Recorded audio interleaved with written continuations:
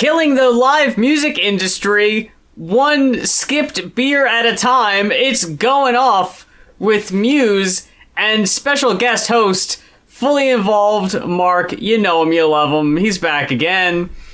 Hey. I saw this on Twitter, and since this was something that we talked about once, briefly, months ago, alcohol-averse Gen Z evidently doing its best to ruin the live music industry. This is not where I thought this was gonna go. Wait, what? These are the main takeaways that came from the study. Respondents in their teens and early 20s were drinking over 20% less per capita than millennials did at the same age. 64% of Gen Z respondents said they expected to drink alcohol less frequently when they grew older than today's older generations do.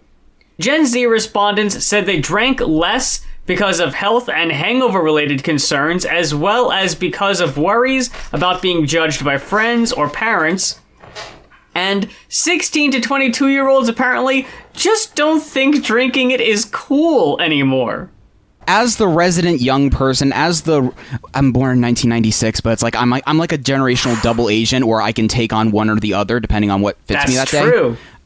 But what I'll say is that I do 100% agree with that, but I'm also a weird little guy. So, take it how you will. This is interesting, because I didn't even think about this until just now, that, yeah, there is almost 10 years between us. Do any of these in particular resonate with you? Is it more or less the worry of being judged by others?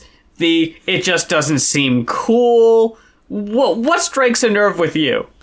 I think for me personally, I can't speak to any kind of broader sociological thing, but the concept of losing control of my own actions and making my brain worse scares the shit out of me. And so I don't do it, even at 26. That's pretty much exactly where I'm at. I do wonder if this is less a generational thing and maybe more a neurodivergent thing. We'll get to that later with the subject matter of the episode. It's relevant. There are obviously a lot of people in my age group who do, post in group chats, who are friends who I do love, but do post in the group chat like, bro, I'm like 5 things deep and like, don't talk to me, man, I'm like so off my gourd, and I just kind of let my eyes glaze over and mute that for the night because it does nothing for me, but it does things for other people and cool for them. But I personally, I've been getting into that minor threat lately, and I don't claim straight edge like capital S capital E or anything, but I listen to some of those songs and I'm like, yeah, real. You just gotta blast, I've got straight edge, just scream along to it, paint the black X's on the back of your hands, and just be insufferable to other people around you. There might be a subject later where we're talking about what angle is this publication trying to get at, and I wonder specifically with the venues complaining about this, because drinks, those freaking $15 cocktails and shit, that's, how they're going to make a lot of their money these days. So if the audience members coming in are doing that less and less, then they might be shaking in their boots a little bit, I guess. It's why I understand a surcharge, especially when you have younger people who may not, a lot of people are vaping these days. Do people still vape? I don't know, man. I was there for the Rippin' Fat Clouds memes in 2016, but outside of that, I'm completely out of touch with that. Yeah, so I can't really relate to it. I've never bought a drink for myself at a show. I've bought them for my partner plenty of time. But aside from that, yeah, that's the only money they were going to get from me that night. So maybe 1-2 drinks max, and I'm just over there just vibing. But it don't make you a bad person. I'm gonna go ahead and preface it by saying that. Yeah, I don't judge anybody for doing any sort of recreational thing to make either the fun times more fun or the bad times more tolerable. I don't know exactly how this is even tied in to the music video. I'm looking over the article, and it doesn't really seem like it's specifically relevant. So I do think the headline probably is fairly clickbaity from the look of it. It says, last week, veteran Canadian music journalist Alan Cross unearthed a couple of surveys from the University of Michigan which suggest Gen Z has failed to embrace an enduring idea: alcohol is fun. I mean, if you really think about it, I mean, granted, it's not like there aren't songs about drinking, getting high and stuff in certain genres, but if you really break it down, like, a lot of the glorification of that came from, like, the rock star culture of the 70s and 80s and stuff, and there isn't really, that doesn't really exist in the last maybe 15, 20 years or so. Maybe a little bit with, like, the kind of indie sleaze thing of the 2000s, but after that, like, it's kind of cool to just hang out after the show, have a freaking maybe work out, get a vegan smoothie or something, and just be a normal dude. I feel like is the wave, and especially with how, you know, fans more than ever are like prioritizing artists being morally good people. And so I can see how maybe you'd be a little more reticent to fall into those same excesses or impart that onto your fan base, publicly at least.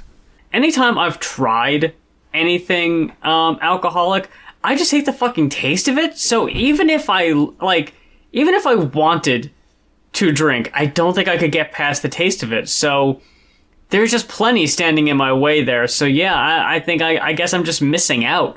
I have tried alcohol twice, and there is an equally pathetic story behind both, but for entirely different reasons. So on the day I turned 21, I was at my college's sort of off-campus dorm, and there was a 7-Eleven a couple blocks down, so I kind of did this like quick cut vlog because it was 2017, where I went to the 7-Eleven, you know, I took a quick shot of me grabbing just the cheapest thing I could find. I think it was a Pacifico for $1.29 or something, and I brought it back, and then I filmed myself taking one sip, and the second that the first drop hit my tongue, I immediately spat it into the sink. It was the most heinous shit. Not even once ever again. And then a couple years later, I was a DoorDash driver, and there was this Italian restaurant in Garden Grove that I would go to every few days to pick up orders. And while I was waiting, they were handing out free samples of sangria. I guess like a home brewed thing that they had there, and it was in like little like dip cups, you know, like the little cups you put condiments in. So I just took a little bit, did not like the taste of that either, set it down. But then the neuroticism set in, and then I went back to my car with the order, and I started freaking out, like, oh no, 3 drops of this just hit my tongue. Can I drive now? And I'm on the job. And so I literally just like sat curbside near the restaurant and called my mom and was like, hey, I don't know what to do now. And then like 10 minutes later, I put the app on pause, and then like 10 minutes later I was good and then completed it. But in that moment, I was a pathetic little sober boy. And that has not changed since. I'm firmly a Coke Zero and maybe a little hit of CBD guy at the function. So I guess like gone are the days of millennials are ruining the dining industry or millennials are ruining the diamond industry. It's Gen Z is ruining the concert venue bar industry. That's the journalism wave now, I guess. The millennials are ruining the blank industry thing was such a boomer thing, and now I feel like this backlash, I can't explain why. It has such a Gen X vibe to me. Like, the edginess is gone. Like, oh, you're not so disaffected with life that you want to drink the show away and not remember it? Pfft, lame. Like, that's the vibe I get from articles like that. Man, I did not even think about that. I can't imagine going to a show and not remembering anything about it. Like, yeah, like you paid for parking, you paid for those drinks, and you don't even want to have the memories of it? Fuck out of here. Yeah. It's like, I hate I hate alone when I forget to take as much video as I wish I had. Now it's like, oh, now not only did you not take any video because you forgot to, but you might also forget it because you fucking drank too much. Yeah, that sounds terrible. I'd hate that. And also, if you drank too much, your cinematography is probably going to be shit. Oh, God. Yeah, I didn't think about that. Just no return on investment here. 5 or 6 years ago here, I probably would have made a joke about filming in vertical instead of horizontal, but I think just everybody does that now. Of course. Famed classic rock TikToker given that perspective here. Because back in the day, you wouldn't catch me anywhere filming vertical. I'd have to film with the widescreen. But now, where are you going to be posting it, if not TikTok? Like, you might be posting it on Twitter, but Instagram Reels and TikTok is going to be the main place to post it, and who the fuck wants to watch a goddamn widescreen video on those platforms when it takes up like a fourth or a fifth of the screen at that point? Yeah, and like maybe I'll crop it to like something closer to a square for Twitter, but aside from that, like I'm not throwing this shit on YouTube. Hey, enough about that shit though. You know what really grinds my gears? What is that, Muse? Tell me about what's really chafing your algorithm today. Oh, man. That fucking bee in my bonnet AI. Mark, ooh. I can't stand that shit. Ooh, artificial intelligence. Definitely a thing that's only existed since September of last year and not for decades before that in all forms of technology. I was so ready for you to say September 11th. I knew that's not where you were going, but I hear September. That's just where my mind goes. I mean, listen, new conspiracy theory just dropped. Jet fuel doesn't melt AI. Hopefully it will. Maybe it won't, brother. Let's see. The main reason we're talking about this, and we've talked about this briefly, and I figured it might go the way of NFTs, a topic that we talked about on Going Off maybe twice, and then it just went away, essentially. Like, there was one episode where it was like Kings of Leon is releasing their new album as an NFT, and I thought it was such a novel idea. That's the first time I'd heard of it, yeah. Then NFTs just blew up from there, and then it was just something that we could largely ignore for the most part, and it didn't really come up in conversation much.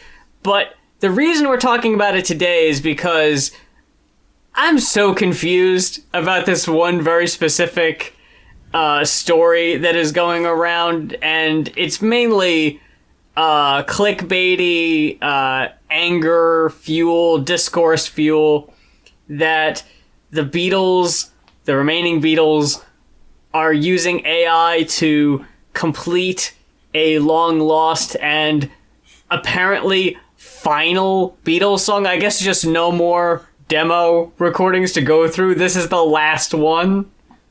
Okay, so we need to give a couple pieces of context because, like I said in the kind of sarcastic lead up there, this is not like when the headline posts Beatles are releasing a new song with AI, they're not wrong, but the implications they're making with that are wrong and kind of gross because they know what kind of rage farming they're going to do with that in 2023. But here's the thing. So, mid-90s, you remember the Beatles anthology, right? I do. I fucking watched it on TV. I remember we bought the 2 CD sets as soon as they fucking dropped. I was all about that shit. Beatles anthology was my whole personality in 1995. So yes, go ahead. Yes. And how did you feel about the new songs, Free as a Bird and Real Love? Did you have any kind of ethical quandary with that? No, I could take or leave them. They really don't rub me one way or another, but man, not a fan of them.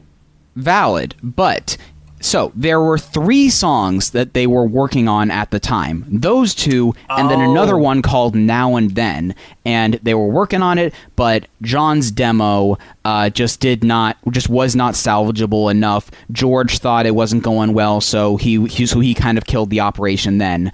Now flash forward to last year, last year / 2021, Peter Jackson comes out with this technology that allows them to isolate tracks that were previously unisolatable in order to make both the audio and Get Back good, and in order to do that remix of Revolver. Those were a form of artificial intelligence, just not generative AI. I'm not an AI expert or anything. I'm just going off of what I'm gathering here. But it's making sense to me so far. So far, it's not I'd say you're doing good.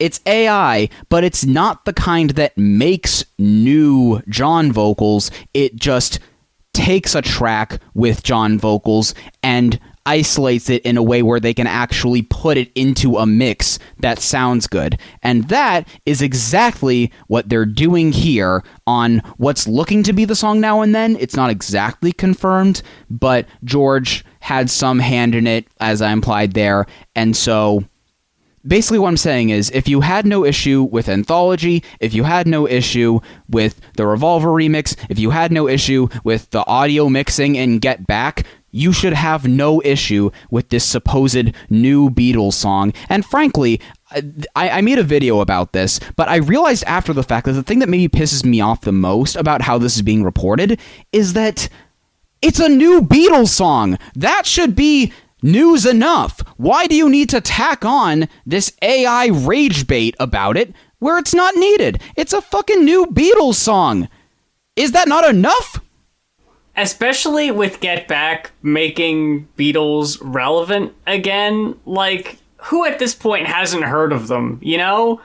Like, even young people who don't necessarily like the music or familiar with them in their discography, they've got to at least know of them from the memes, right? Of course, of course. You know, it's okay to leave a dog in a hot car. You know what I'm saying?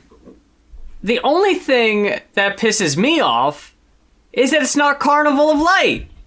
That's a good point. I did have one friend... When are we gonna get Carnival of Light? God damn it! I did have one friend, shout out Abigail DeVoe, she has a great channel talking about albums from the late 60s, and she made a great point. I kind of convinced her that this was actually fine, but still made the very valid point that there's still one more quote-unquote lost Beatles song that has not been acknowledged here. And this is being promoted as the last Beatles song, so that's concerning. But that should be the only thing that concerns a person about what's happening here. Otherwise, it's completely immoral, net neutral, no need to get all dystopian about how this news story hits you, is what I'm trying to put across here. It's finite, for lack of a better term. So it really does seem like we're closing the door on the back catalog after this. This is it. But is it ever really it? Like, who's to say? And who's to say the estates won't have something to say about it afterwards? Like, I'm pretty sure if John were alive, not to shit on Yoko, but I'm just gonna go ahead and say, we probably wouldn't have got as much posthumous stuff if she wasn't at the helm of everything, like, just trying to get as much stuff out as possible. So, who's to say the Paul McCartney estate, or the Ringo Starr estate with Peace and Love, wouldn't release some extra stuff, even if this is the quote-unquote final, just to squeeze the last few drops out of the back catalog? Yeah, no more fan mail, but all the reissues in the world, please. If not even for Yoko, then at least for Sean, because we talked about the crypto shit. He was disgustingly all in on that. His Twitter is a cesspool. I do not recommend scrolling through it anytime soon. He's just kind of a shithead on a few different fronts, isn't he? Just kind of an asshole? Yeah. We don't have to open that can of worms, but I thought it was worth just kind of peeking into for a second on that. What's Julian up to? He's just kind of chilling. I'm pretty sure he did do an NFT thing, actually. But he was more kind of casual about it. I'm sure it was just like some guy on his team was like, hey, Julian, I assume everyone on his team is from Liverpool, apparently. We got this crypto, might as well, throw that on the blockchain, A bunch of soot-covered Liverpudlians coming around, pushing their NFTs on old Julian. I don't know about that. You gotta, that might sound like a pump and dump, I heard that's a little bit unethical. No worries, they won't know what hit him. And that's as far as that bit can go. I think it would go a little something like this. The main event, the reason we're all here, and I mean on this planet, is the new Sparks release. The girl is crying in her latte. Yeah, it's the new Sparks release. An album that we would never have talked about if it was just RC and myself, because I don't think he knows who they are. And if he does, sorry? It's probably from the movie, if nothing else. You know, I got to thinking what my introduction to Sparks was, because when I saw that the movie was coming out, they weren't at the tip of my brain, so to speak. Like, I know I wasn't thinking of them actively at the time. I think I had to go back to the Franz Ferdinand collab. FFS. Yeah. And I had no idea who they were at the time. That was my gateway, yes. Really? Okay. Yeah, so actually, funny thing, I think I mentioned to you offhand, like, while I was getting into Kimono My House, which is probably their most acclaimed album from 74, which, yes, this band has been around for over 50 years, and they're still warranting deep dive reviews like this. We'll get into that. I was listening to Kimono My House, and I was thinking, you know what? RC might like this more than half of the Bowie albums you've talked about. Like, the songs have, like, concepts, and they go into those concepts and just take them to the level that I feel like would be pleasing, I guess. That is true. I could see that. Yeah.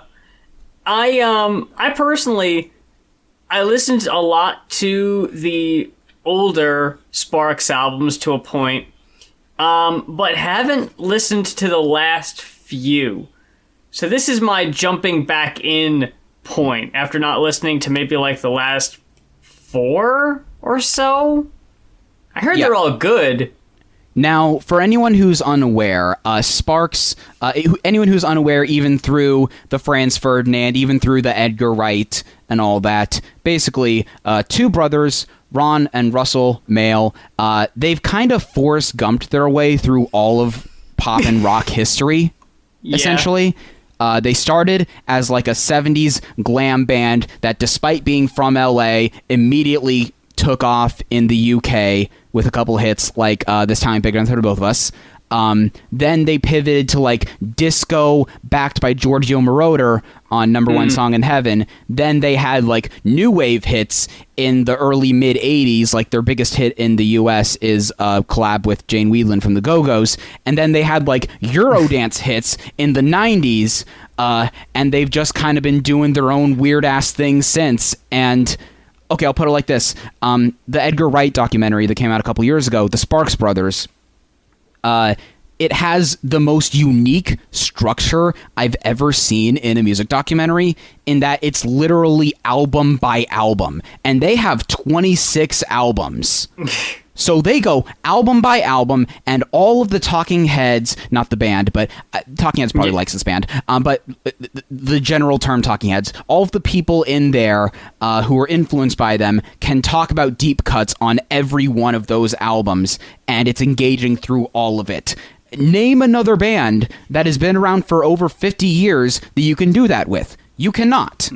So this is my jumping back in point, so I didn't really have much of a reference besides the teasers, the girls crying in her latte teaser music videos and all the clips on TikTok. But I did really enjoy this album. Yes. Pretty consistently. I'm trying to look through here. There might have just been like 1 or 2 songs that didn't grab me as hard as the other ones. But besides that, yeah, very conceptually interesting. I should probably also mention, for the record, just in case there's any overlap here, one of my most weirdly successful videos over the last few months was that a friend got me tickets to the show that Sparks and They Might Be Giants are doing at the Hollywood Bowl next month. That's right. And I made a video just talking, kind of using that show as a vehicle to rave about the Hollywood Bowl website's ticketing system, because it's how all ticketing websites should be done. Hashtag breakup Ticketmaster. And so, like, if there's anyone here, just on the off chance you pulled up a Sparks-related podcast and you're in the overlap, hi, I'm the same guy. Anyway, with that, going back to the album. The very, like, almost industrial noise intro on The Girl Is Crying in Her Latte that kind of, like, goes throughout the song was probably, like, the biggest, like, oh shit moment of just, like, what am I getting myself into? Kind of like, because I didn't really know what style to expect on this album, and it's not consistent. Like, there is a pretty wide range of styles on here that kept it really interesting. But besides that, I guess if there is a constant, it's that there's string sections and orchestration that kind of weaves its way through the album. Even some of the more, like, straightforward songs just kind of get a little touch of orchestration here and there. This song was actually, it's the opener, it's the title track, it was the lead single, and like it was kind of a chaotic song to make the first impression of the album, and that's kind of what I love about it, because, it's got this grimy synth, like you're saying, that's running through it that honestly wouldn't feel out of place on, like, the Money Store, dare I say. But it's also got this, like, ridiculously catchy sing-songy delivery of a long sentence of a title, much like This Time Big Enough for the Both of Us. Just, with that kind of straight four-on-the-floor rhythm, and it just gets more infectious every time I hear it, personally, especially with, like, the anxiety running through that song and through a lot of this record. It's just kind of about going through what's supposed to be your normal day-to-day, but then something just breaks in you during that process. I can think of a number of times over the past month that has literally happened to me, literally in coffee shops. So relatable points right there. The relatable points will continue throughout this record. But it does start...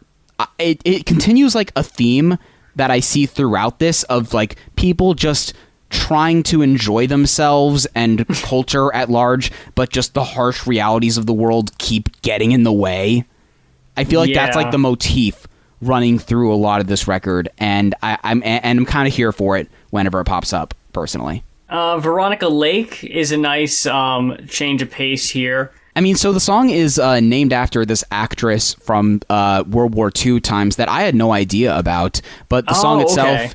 But the song itself is actually kind of a riveting kind of retelling of what happened with her. Basically, like it says in the song, she had this really unique hairstyle, and all of the guys were over at war, so all the women were running the factories. But they were also getting this long, wavy hairstyle that Veronica Lake inspired, but their hair kept getting caught in, like, the industrial plants and stuff. Oh. And so it got to the point where...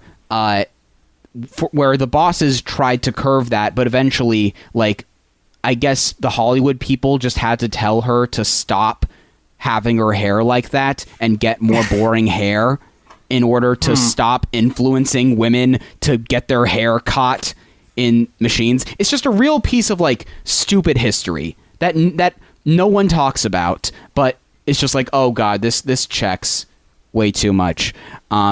But it's also kind of tragic because, like, it's just like it kind of led to her eventual irrelevance, apparently, as the story in the song goes, and she was only, like, popular for, like, a couple years. But this weird hair gate, I don't know, I feel like it just does kind of continue the themes of this weird push-pull of, like, getting cut off. Nothing is as good as they say it is. Yeah. Is one of the most Sparks-sounding songs on the album, if that makes sense. Absolutely. Super fucking catchy. Yeah, I really dug this one. I think I actually might even, like... I liked the first two, but this is where it, like, really grabbed my attention. Oh, yeah, like this is just, like, an insanely perfect power pop song that I genuinely could picture them just as easily writing on Kimono My House. Like, it's just totally timeless. Like, I was literally, after my first listen, I was literally picking up my guitar to try to bang out the chords to it because it's just so ridiculously infectious, I suppose. And, no band that's been around for over 50 years should be able to write a banger on this level. Like, that feels illegal. Like, these guys are older than my dad. You're fucking cheating. Yeah. I guess this is what Franz Ferdinand does to a motherfucker. I don't know. This is one of the 5 out of 5 songs for me. One thing that I love about Sparks at every stage of their career, and I haven't gotten into all their albums, but the ones that I have gotten into, is that they have this almost comedy musician-like instinct, which is why, if you see the documentary, there's a lot of comedians that are fans of them. Hence, Edgar Wright directing it. You'll see like Weird Al, Scott Aukerman, but they have this almost novelty musician-like instinct of like establishing the concept, and then we're off to the races for the rest of it. And this song is just like, a baby has been born for 22 hours and is saying, "Hey, Mom, can I go back, please?" And then it's just establishing that in just as goofy and kind of darkly funny a way as possible. And it's not even like nihilistic about it. It just makes it easier to get on board with that message, with how kind of chipper it is about it. I think it's almost to their detriment for me. And this is going to sound... I don't know how this is going to sound, but as much as I enjoy Sparks, now as much as I enjoy their albums, and there's no doubting their talent and longevity, I think the fact that their stuff is kind of... it tends to lean more towards a kind of quirky funny, that it doesn't usually stick with me as much. And I think, like, as many Sparks albums I've listened to and enjoyed, I don't tend to revisit that much. And I was thinking to myself about that today, because I was thinking about the documentary and how it was presented by saying, like, they're your favorite band's favorite band. And it's like, wow, okay, I believe that, but if that was the case, why did it take me so long to hear about them? And I wonder if it's just like people just don't think to talk about them much. I mean, I feel like that's almost the point where, like, maybe they had a ceiling as far as like selling out everything worldwide for decades on end, but it was more of an if you know, you know. There's a similar kind of thing. Okay, this is going to be kind of a detour, but there's a similar kind of thing. So one artist that I've gotten heavy into the last couple of years is Laura Nero. I'm not sure if you're familiar with her.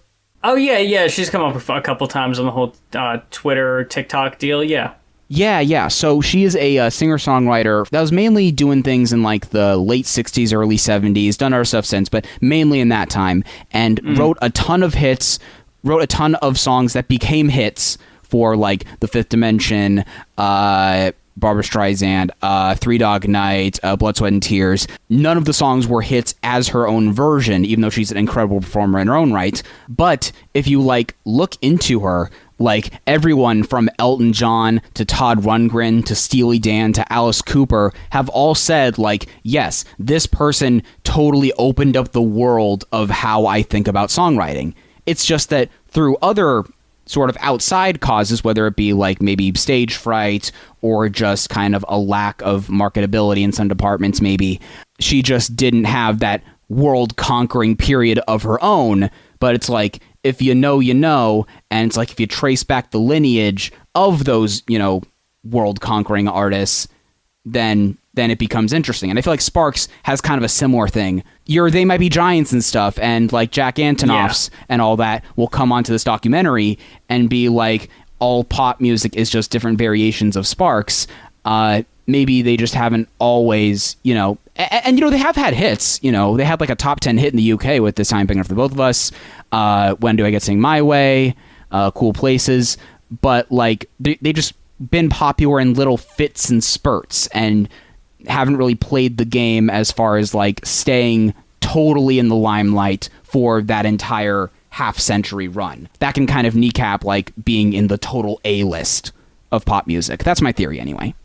That makes more sense than the bullshit I said, because I love They Might Be Giants, so that kind of kneecaps what I was even thinking about. That doesn't really make a whole lot of sense of why I would say, oh, Sparks are kind of quirky. Yeah, well, that's They Might Be Giants' whole fucking thing.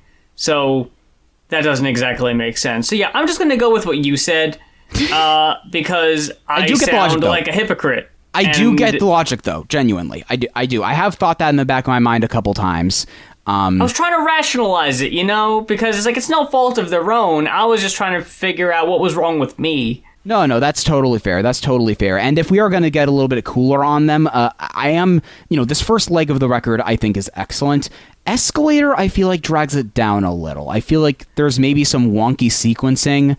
I'm not sure if you feel the same way, where it's like, there's a cool mellotron happening, and it's like, oh, I'm going up the escalator as you're going down the escalator. I'm getting a glance. But there's really, it kind of like, especially after a song as just like banging and just crisp and clean as Nothing's Good As They Say It Is, it does kind of drag the sequencing a little bit for me. I'm not sure if you're in the same boat there. It is a very simple song, I will agree, but for me personally, I am a sucker for early Moog stuff.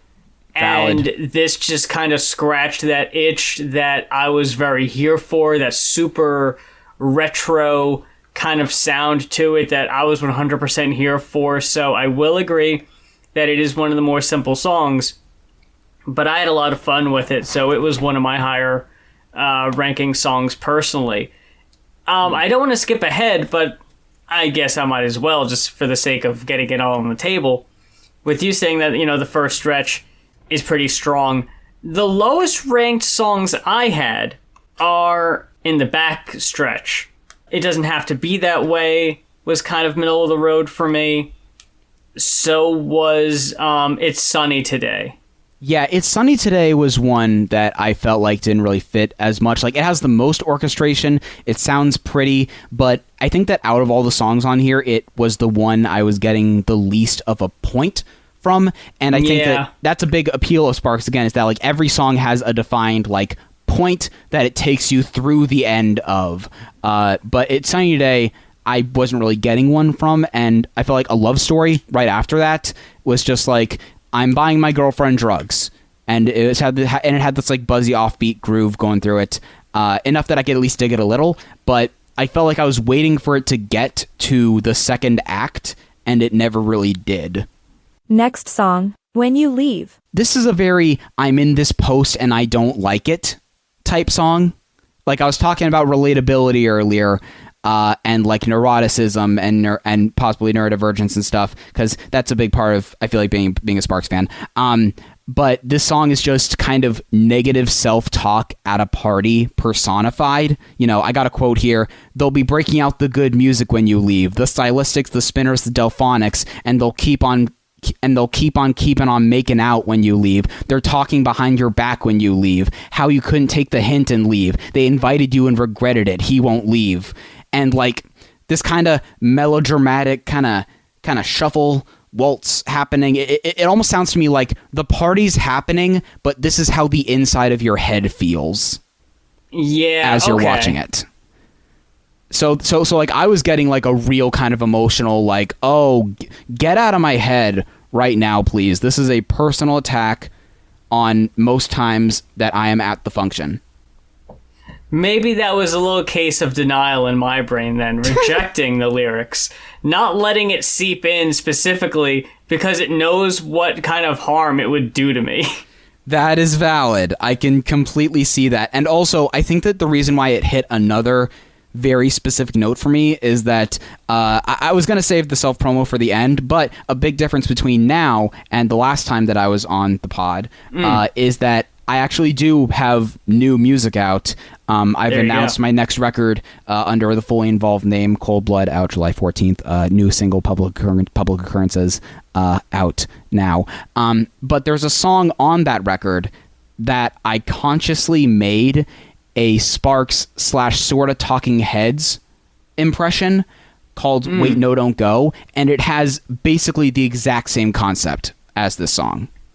Oh, okay. Where I kind of embodied this character of like a guy at a party that is trying to be that is trying to be charming to people, but just has absolutely no clue how to act socially, and just winds up kind of dejected and going close to the door, but then walking back, but then going close to the door, but then walking back, So, like, the fact that a new Spark song, written a couple years after this song, touches on the exact same territory, it's kind of eerie for me. And I think that's why, like, this one hits so specifically for me, even compared to the other ones on the album. My favorite overall cut, I think, might be Take Me for a Ride. Yes, that one's fun. That one's fun. Yeah. Let's go, Laura. Like, I love I love lyrics, and people who've listened to the show long enough know that I'm way more vibes than lyrics. So the feel, it's just like a super fun, catchy track. I don't know how you describe it besides ascending flow. Like, it's just, it's like a shepherd's tone. You know what I mean? Shout out by the way to Franz Ferdinand from FFS for their song Always Ascending. This one's fun, goofy, cinematic, damn near Elfman-esque, built around evading the cops in a Chevy Power Glide in order to feel something. What's not to love? The Mona Lisa's packing, leaving late tonight. I don't know how we skipped that one. But yeah, that's a great one too. That one just keeps the theme going. It kind of confirms the theme to me of just like these people who seem calm and infallible, just going fuck this shit and leaving. Yeah. Just like this image of, you know, what's the most established thing in culture now? The Mona Lisa. She's gone now, just of her own devices, just going like fuck you, I'm out of here, just because the world's too much. Who can't relate to that? Yeah, and it's got this kind of claustrophobic mix to it. It's got these kind of synth loops and horns coming in at the end. At first, I wish it had a little bit more of a build, but I weirdly think it's part of what makes the song work. And as long as we're talking about songs in the middle that we skipped, We Go Dancing. I'm not sure if you want to talk about that one. Oh, yeah, of course. Yeah, I completely missed that one. Kim Jong-un is a DJ, and he's better than Skrillex or Diplo, but the song itself is laced with this like military marching footsteps that add such a creepy feel to the fucking song. And the line specifically, which I actually quoted, great minds think alike on this, is Skrillex may be Diplo, they've got nothing on our dude. Look at how the crowd is grooving. He is one bad dude. I'll forgive rhyming dude with dude. They can get away with it. Yes. We don't have a lot of moves, but our one move is tight. We don't need no YouTube. Kim Jong-un don't like our vibe. And it's just another moment of like 70-year-old guys should not be able to get away with dropping names like this, but it's just so convincing and purposeful and like specifically dystopian about it. I like the whole vibe of we're dancing through injury to please Kim Jong-un. Yeah. Yeah, that's a fucking great one. But, you know, that's another kind of fun thing about this band is that it's just like, okay, we're making a song about marching to Kim Jong-un like he's the world's most captivating DJ. What's the sound accompaniment to make to that? Boom. We did it. Yeah, they're they like fucking nailed that one. They're like the one band that made glam rock 50 years ago that can do that. Or any band, really. I wasn't crazy about that, Not That Well Defined, because, I don't know, I feel like I love this album when it's very tight and crisp, and maybe even new wavy at points, and maybe I still had Nothing As Good As They Say It Is on the mind, but I felt like the mix just got a little swallowed up on this one.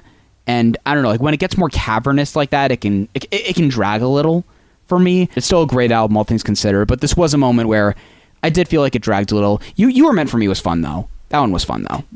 Oh yeah. It has this like staticky, crunchy Sith riff. I don't know how else to describe it. And had a great little dance beat too, which I'm a sucker for anything with a fucking dance beat. So you got me. Absolutely. And I do love how. It's a pretty basic idea in that title, but then they just bring in these random ass real world details that like hit as odd at first, but then you're like, yeah. It's like, then your sweater grabbed my shopping cart and you declared it must be due to fate. Yeah. And you're just like, yeah, sure. I'm with you. Yeah, exactly. Why not? The only ones we haven't really talked about are It Doesn't Have to Be That Way, and Gee, That Was Fun, which I personally dug just as like kind of an earnest payoff to the commentary they're making throughout the album of just like, live in the moment, love the people around you. I quoted it doesn't have to be that way. I'll look uncool, I'll look the fool, I'll pay for it. They always say it must reflect your life and incorporate your strife, maybe mentioning your wife. It doesn't have to be that way, okay? And they're really good at doing this when they're closing their albums, like no matter how kind of off the wall they get, because like, okay, maybe my most contentious Sparks opinion is that I am not crazy about Angst in My Pants. I think that the reputations of that and the follow-up In Outer Space should be flipped. Because I feel like Angst in My Pants just gets a little lol XD random.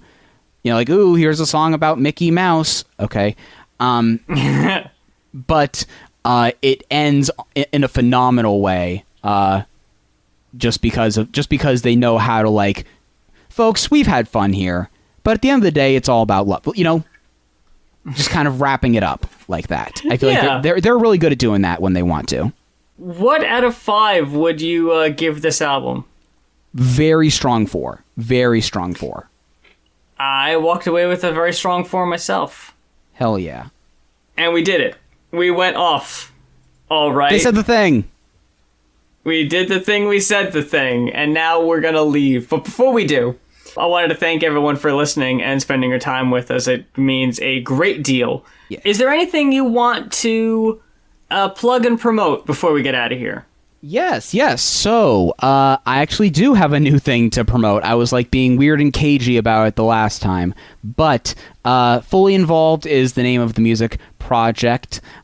There's a new album finally out that I've written most of the songs for 3 years ago, but it's finally coming out next month. This new album, Cold Blood. I basically wrote an album about my neurodivergence before I knew I had it. That's the elevator pitch that I like to give for it. But this first song that's out right now, Public Occurrences, it's not quite reflective of that. It's just a surf punk rager about trying to find someone at the function that's on your wavelength. But as you've heard from me talking about this song, Wait, No, Don't Go, which is the third track on it, which you'll hear when the album comes out, the song that When You Leave is an accidental ripoff of the males we'll be hearing from my lawyers.